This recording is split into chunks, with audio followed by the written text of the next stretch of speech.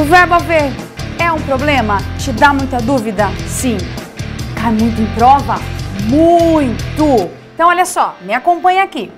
O verbo haver é um verbo importantíssimo, muito usado e muito cobrado, principalmente em questões que envolvem o quê? Concordância. Então vem comigo.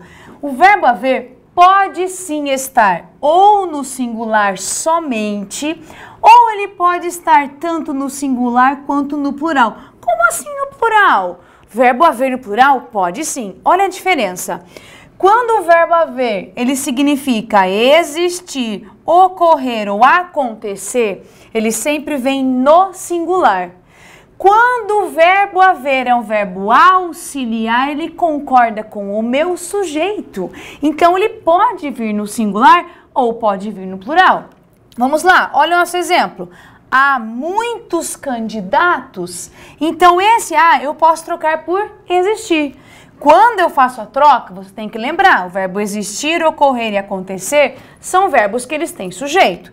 Então, se eu troco pelo existir, eu concordo com o que vem depois. Então, existem muitos candidatos. E se for uma locução verbal, segue a mesma regra. Quando o verbo haver é principal, o auxiliar é mandado, o auxiliar é capacho, ele não manda nada. Olha só. O verbo dever acompanha o haver. O haver contamina o dever. Então, eu falo deve haver candidatos. Se eu trocar o haver por existir, aí eu coloco devem existir candidatos. E aqui quando for auxiliar, olha só. Ele havia terminado a prova. No plural, eles haviam terminado a prova. Dá para trocar por existir aqui? Não, né? Posso falar, ele existia terminado? Não dá. Eles existiam terminado? Também não dá. Então, veja bem, quando o verbo auxiliar, ele é só auxiliar, não troco por nada. Ele simplesmente auxilia o verbo que vem depois e ele está no particípio. Então, se liga nessa.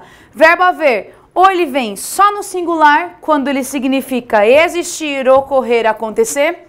Ou então, ele pode vir no singular no plural, quando ele é verbo auxiliar, porque ele concorda com o sujeito. É isso aí, rock and roll!